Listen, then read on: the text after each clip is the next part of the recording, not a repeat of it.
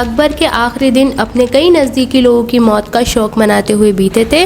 उस दौरान न सिर्फ उनकी मां हमीदा बेगम और 2 बेटों ने अंतिम सांस ली, बल्कि उनके सबसे बड़े बेटे सलीम ने उनके खिलाफ बगावत कर दी। जब उनके नवरत्नों में से एक बिरबल को कबालियों ने मार दिया, अकबर ने 2 दिनों तक खाने पीने को हाथ नहीं लगाया। अपनी मां के बहुत कहने पर उन्होंने खाना शुरू किया। बल्कि अकबर की जीवनी अकबर द ग्रेट मुगल में लिखते हैं, अकबर के 2 बेटे मुराद और दानियाल ने शराब पी पी कर बहुत कम उम्र में अपने आप को मौत के हवाले कर दिया था। उनका तीसरा बेटा सलीम भी शराबी था। उसने न सिर्फ अकबर के खिलाफ बगावत की, बल्कि उनके सबसे करीबी सलाहकार अबू फजल की हत्या करवा दी। एक पिता के रूप में अकबर की नाकामयाबी उनके जीवन का सबसे बड़ा दुख था। अकबर को अबू फजल की मौत की खबर शेख फरीद बख्शी बैंग ने दी।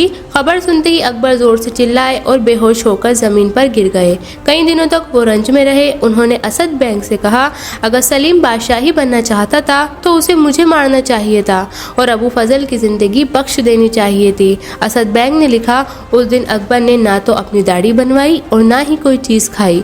पूरा दिन उन्होंने रोते हुए बिताया। वो कई दिनों तक रोते रहे और अपने बेटे सलीम को उनके किए पर कोसते रहे। इनायतुल्लाह ने, जिन्होंने अबू फजल के बाद उनकी जीवनी अकबरनामा पूरी की, लिखा, अकबर ने इस अपराध के लिए सलीम को कभी भी माफ नहीं किया। सलीम से अकबर का मनमुटाव उनकी मौत के 16 साल पहले शुरू हो गया था। अपनी पहली कश्मीर यात्रा के दौरान अकबर ने सफर के बीच रुक गई शाही महिलाओं को उनके पास लाने की जिम्मेदारी सलीम को दी थी, लेकिन वो खराब सड़क का बहाना बनाकर बिना उन्हें लिए अकेले वापस आ गए थे। अबू फजल अकबरनामा में लिखते हैं, हो सकता है कि बात सही रही हो, लेकिन अकबर अपने हरम की महिलाओं का बहुत ही शिद्दत से इंतज़ार कर रहे थे। उनका गुस्सा मशहूर था। गुस्से में भरे अकबर मूसलाधार बारिश के बीच खुद घोड़े पर सवार होकर उन महिलाओं को लेने चल पड़े। उन्होंने आदेश दिया कि सलीम को उनके सामने नहीं लाया जाए। उसी साल 9 जुलाई को अकबर के पेट में बहुत दर्द हुआ। दर्द की बेखुदी में उन्होंने अपने बेटे पर उन्हें जहर देने का इल्ज़ाम लगाया। 2 साल बाद जब अकबर फिर कश्मीर गए, सलीम ने बिना परमिशन के उनके तंबू में घुसने की हिमाकत की। नाराज़ अकबर ने फिर हुक्म दिया कि सलीम को उनकी नज़रों के सामने नहीं लाए, लेकिन कुछ समय बाद अकबर ने सलीम को माफ़ कर दिया। जब 2 मई 1599 को अकबर के बेटे मुराद की मौत हुई तो अकबर ने उनकी जगह सलीम को साउथ भेजने का फैसला किया, लेकिन सलीम तय वक्त पर पहुंचे ही नहीं और अकबर को मजबूरी में अपने दूसरे बेटे दानियाल को साउथ भेजना पड़ा। अकबर ने खुद भी साउथ जाने का फैसला किया। अकबर ने सलीम को मुग़लों का विरोध कर रहे मेवाड़ के राणा पर कंट्रोल करने की जिम्मेदारी भी दी, लेकिन इस बार भी सलीम ने अपना सारा समय शराब पीने में बर्बाद किया। वो अजमेर में ही रुक गए और आगे ही नहीं गए। सलीम ने इलाहाबाद जाने का फैसला किया और राजधानी में अकबर की गैर मौजूदगी का फ़ायदा उठाते हुए गद्दी पर कब्ज़ा करने की कोशिश की। इलाहाबाद पहुंचकर सलीम ने ख़जाने के एक हिस्से पर कब्ज़ा कर लिया और अपने आप को बादशाह घोषित कर दिया। असीरगढ़ पर कब्ज़ा करने के बाद अकबर अहमदनगर पर भी कब्ज़ा करना चाहते थे, लेकिन सलीम से निपटने के लिए उन्होंने फ़ौरन आगरा लौटने का फैसला किया। मार्च 1602 में सलीम ने अकबर को संदेश भिजवाया कि वो अकबर से मिलकर अपना शो ऑफ रेस्पेक्ट करना चाहते हैं, लेकिन अकबर को इस पेशकश में ईमानदारी की बू नहीं आई, इसलिए उन्होंने सलीम से मिलने से इनकार कर दिया। कुछ समय बाद खबर आई कि सलीम 30,000 सैनिकों के साथ आगरा की तरफ बढ़ रहा है। अबू फजल लिखते हैं, अकबर ने सलीम को कड़ा संदेश भेजा कि तुम्हारी सलामती इसी में है कि तुम इलाहाबाद वापस लौट जाओ। अगर तुम वाकई मेरी सेवा करना चाहते हो तो अकेले दरबार में हाजिर हो। सलीम को बात समझ में आ गई और वो इटावा से वापस इलाहाबाद के लिए लौट गए। सलीम को सेंटर ऑफ पावर से दूर करने के लिए अकबर ने उसे बंगाल और उड़ीसा का गवर्नर नियुक्त किया, लेकिन सलीम ने वहाँ जाने से इनकार कर दिया। इस बीच अकबर की मां हमीदा बेगम और बुआ गुलबदन बेगम ने पिता पुत्र के बीच तनाव को दूर करने की मुहिम शुरू की। उन्होंने अकबर से गुजारिश की कि वो सलीम को माफ कर दें। अकबर के मन में इन दोनों महिलाओं के लिए बहुत इज्जत थी, इसलिए उन्होंने उनकी बात मान ली। उन्होंने अपनी सीनियर वाइफ सलीमा को सलीम को अपने पास लाने के लिए भेजा। अबू फजल लिखते हैं, उनके साथ अकबर ने सलीम के लिए एक हाथी, एक घोड़ा और एक पोशाक उपहार के तौर पर भेजी। जब सलीम सलीमा के साथ आगरा के नजदीक पहुंचे तो उन्होंने एक अनुरोध भिजवाया कि उनकी दादी उनका हाथ पकड़कर बादशाह के सामने ले जाएं ताकि वो अपना सिर उनके पैरों पर रख सके। अगले दिन शहजादे सलीम ने अकबर के पैरों पर अपना सिर रखकर उनसे माफी मांगी। अकबर ने उन्हें गले लगाया और उनका 350 हाथियों और 12,000 सोने के सिक्कों का तोहफा स्वीकार किया। सलीम के मन को शांत करने के लिए अकबर ने अपना साफा उतारकर अपने बेटे के सिर पर रख दिया। ये बात इस बात का इशारा था कि अगर ये जानशीन के रूप में सलीम की सिचुएशन में कोई फर्क नहीं आया है, लेकिन 1604 आते आते सलीम के विधों की खबरें एक बार फिर अकबर के कानों में पड़ी। इस बार उन्होंने तय किया कि वो सलीम को कंट्रोल करने के लिए खुद अभियान पर निकलेंगे। भारी बरसात की वजह से उनके निकलने में देरी हुई। इसी बीच खबर आई कि उनकी मां हमीदा बेगम बहुत ज्यादा बीमार हैं। अकबर वापस आगरा लौट आए। इनायतुल्लाह अकबरनामा में लिखते हैं, अकबर अपनी माँ की बगल में बैठे रहे। उन्होंने उनसे कई बार बात करने की कोशिश की, लेकिन उन्हें कोई जवाब नहीं मिला। दुनिया का ग्रेटेस्ट अलाइव बादशाह अपनी माँ से आखिरी बार बातचीत नहीं कर सकता था।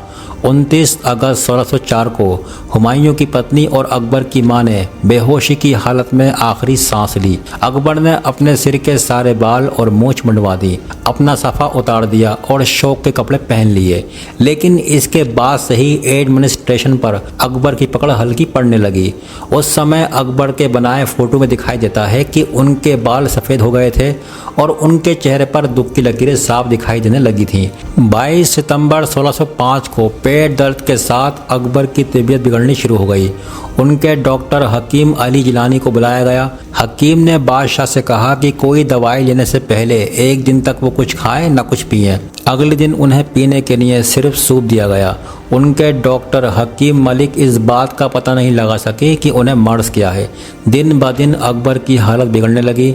इनायतुल्लाह अकबरनामा में लिखते हैं, बीमारी के शुरू के दिनों में अकबर ने रोज़ झरोकाए दर्शन की रस्म निभाई, क्योंकि वो आम जनता को ये आभास देना चाहते थे कि वो गंभीर रूप से बीमार हैं। लेकिन फिर उन्होंने बिस्तर पकड़ लिया, लेकिन इसके बावजूद वो बोलकर शाही हुक्म लिखवाते रहे। फिर 10 दिन बाद बुखार ने उनको जकड़ लिया और उनका शरीर कमज़ोर होता चला गया। 27 अक्टूबर 1605 को अकबर ने आखिरी सांस ली। उस समय उनकी उम्र 63 साल की थी और वह 49.5 सालों तक भारत पर राज कर चुके थे। अकबर के आखिरी दिनों में अकबर के 2 सबसे नज़दीकी सहयोगी मान सिंह और अजीज़ कोका ने उनका उत्तराधिकारी चुनने के लिए सभासदों की एक बैठक बुलाई। उन दोनों व्यक्तियों ने सभा को याद दिलाया कि अकबर की भावनाएं सलीम के फेवर में नहीं हैं। असद बैग अपनी किताब वाक़े असद बैग में लिखते हैं, मान सिंह और अजीज़ ने बैठक में शामिल लोगों को बताया कि अकबर सलीम को अपना उत्तराधिकारी नहीं बनाना चाहते। उन्होंने सलीम की जगह उनके बेटे खुसरो का नाम प्रपोज किया, लेकिन अकबर के एक और दरबारी सईद खां बरा ने सलीम का सपोर्ट किया और बैठक छोड़कर बाहर आ गए। सलीम ने यमुना नदी के उस पार अपनी शिविर लगाया हुआ था। इस मुखौटी अपनी किताब अकबर द ग्रेट मुगल में लिखती हैं, राजा मान सिंह ने सलीम की गद्दी की दावेदारी की पॉसिबिलिटी को खत्म करने की कोशिश की। यहाँ तक कि जब सलीम नाव से आगरा के किले आए तो उन्होंने उन्हें गिरफ्तार करवाने की कोशिश भी करवाई, लेकिन सलीम को पहले ही आगाह कर दिया गया था कि वो किले में नहीं घुसे वरना उन्हें गिरफ्तार कर लिया जाएगा। वो नाव से वापस अपनी हवेली चले गए। वो अपनी हवेली में अपने फ्यूचर के बारे में किए जाने वाले फैसले का इंतजार करने लगे। शाम तक फिजा सलीम के पक्ष में हो गई थी। सबसे पहले शेख फरीद और सईद खां बरा उनको मुबारकबाद देने पहुंचे। उसके बाद तो उनके समर्थन में अकबर के दरबारियों का तांता लग गया। सईद खान ने सलीम से ये वादा करवाया कि गद्दी पर बैठने के बाद वो ना तो अपने बेटे को ही सजा देंगे और ना ही उन लोगों को जिन्होंने उनका समर्थन किया था। शाम होते होते उनका विरोध कर रहे मिर्जा अजीज कोका भी उन्हें बधाई देने पहुंचे, लेकिन सलीम ने उनके साथ कोई र्यूड बिहेवियर नहीं किया। जब मान सिंह को इसका विश्वास हो गया कि खुसरो को कोई नुकसान नहीं पहुंचाया जाएगा, वो खुद उन्हें लेकर सलीम के पास पहुंचे। इस बात से संकेत नहीं मिलते कि मान सिंह और अजीज ने अपने बुतों पर खुसरो को सम्राट बनाने की पहल की थी।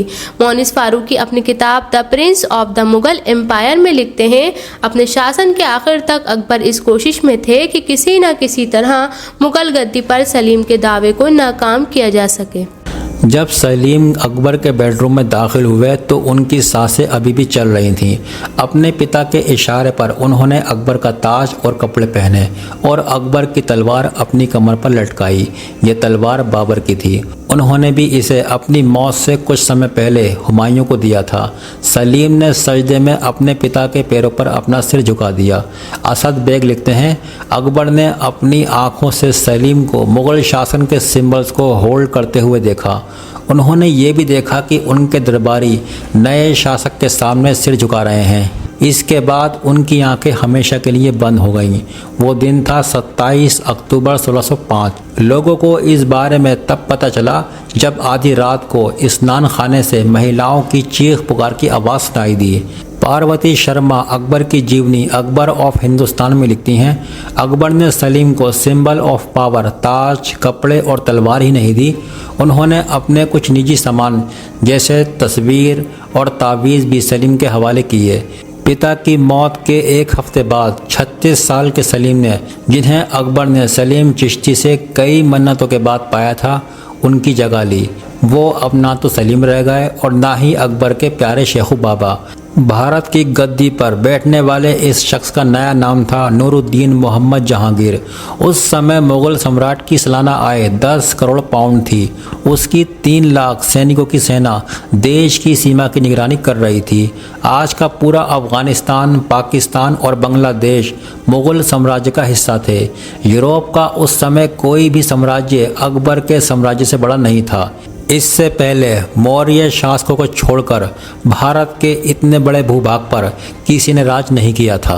आज के लिए इतना ही, लेकिन आपको वीडियो अच्छा लगा हो तो प्लीज़ हमारे चैनल को सब्सक्राइब करके ज़रूर जाएं, क्योंकि हम दोनों बहुत ही मेहनत से वीडियो बनाते हैं। अगर आपको हमारी ये इन्फॉर्मेशन पसंद आई हो तो वीडियो को लाइक, शेयर एंड सब्सक्राइब करना ना भूलें। और ऐसे ही ज़बरदस्त इंटरेस्टिंग नॉलेज के लिए बने रहिए हमारे YouTube channel AK knowledge year पर। तब तक के लिए टेक केयर।